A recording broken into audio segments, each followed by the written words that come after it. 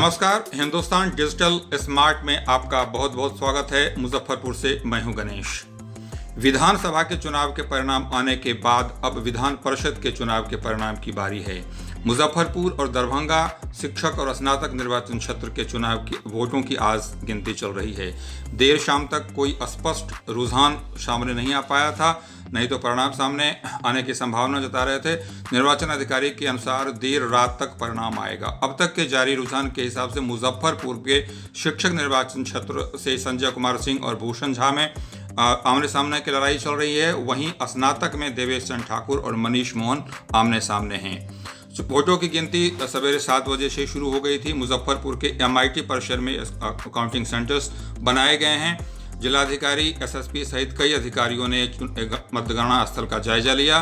उम्मीद जताई जा रही है कि देर रात तक दरभंगा और मुजफ्फरपुर दोनों निर्वाचन क्षेत्रों के परिणाम सामने आ सकेंगे।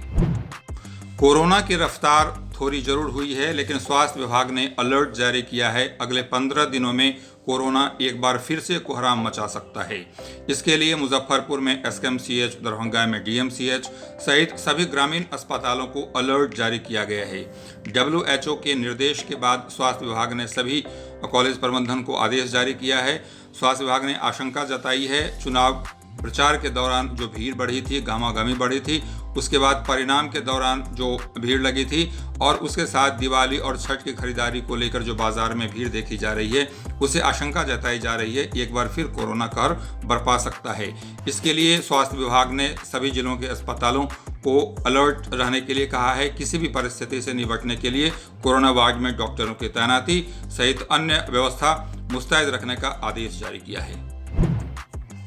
नई शिक्षा नीति में केवल शिक्षा को समृद्ध करने की बात ही नहीं, बल्कि लोक संस्कृति और लोक परंपराओं को भी समृद्ध करने की कवायद चल रही है।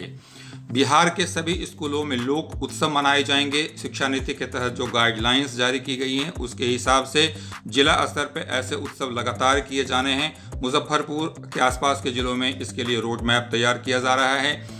इसमें बिहार के साथ साथ दूसरे राज्यों की कला संस्कृति या पारंपरिक जो नृत्य हैं, पारंपरिक संगीत हैं, उसका भी समागम बिहार के संस्कृति के साथ किया जाना है।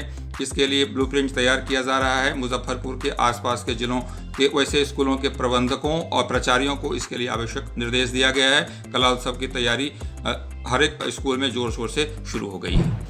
स्नातक में नामांकन के इच्छुक छात्रों के लिए एक बुरी खबर है।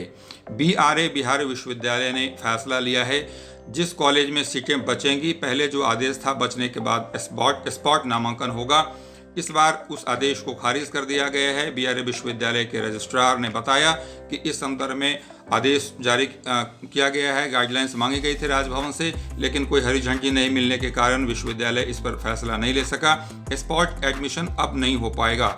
स्पॉट एडमिशन का तात्पर्य ये होता है कि अगर किसी कॉलेज में सीटें खाली रह जाती हैं तो अंक के आधार पे बचे हुए बच्चों को नामांकन हो जाता है।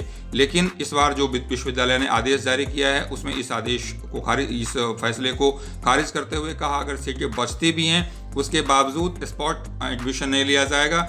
ऑनलाइन जिन बच्चों ने आवेदन किए थे और जिन बच्चों के नामांकन मार्क्स के हिसाब से हुए हैं, केवल वही बच्चे उस कॉलेज में पढ़ सकेंगे। इस फैसले के बाद माना जा रहा है कि बिहार विश्वविद्यालय में कम से कम 30 से 40 हज़ार ऐसे बच्चे हैं जो नामांकन से वंचित रह जाएंगे। गुरुवार को दोपहर मुजफ्फरपुर दरभंगा हाईवे पर गाय घाट के पास वैन और बस में भीषण टक्कर होने से दर्जन भर लोग गंभीर रूप से घायल हो गए। वैन में सवार करीब 50 लोग यूपी जा रहे थे। सभी मजदूर थे और दरभंगा जिले के निवासी थे। भीषण टक्कर में लगभग दर्जन भर लोगों को घायल के बाद अफरा तफरी मच गई। लोगों वहां पे कोहराम मच गया। पुलिस को फोन करके बुलाया गया। पुलिस वैन और एम्बुलेंस में लगभग सभी को भर के अस्पताल DMCH और SKMCH लाया गया है। वहीं SKMCH में जिनका इलाज चल रहा है उनकी स्थिति सामान्य है। ये थी मुजफ्फरपुर और उसके आसपास के जिलों की 5 बड़ी खबरें। कल हम फिर न्यूज़ बुलेटिन के साथ आपके बीच हाजिर होंगे। तब तक के लिए आज्ञा दीजिए। धन्यवाद।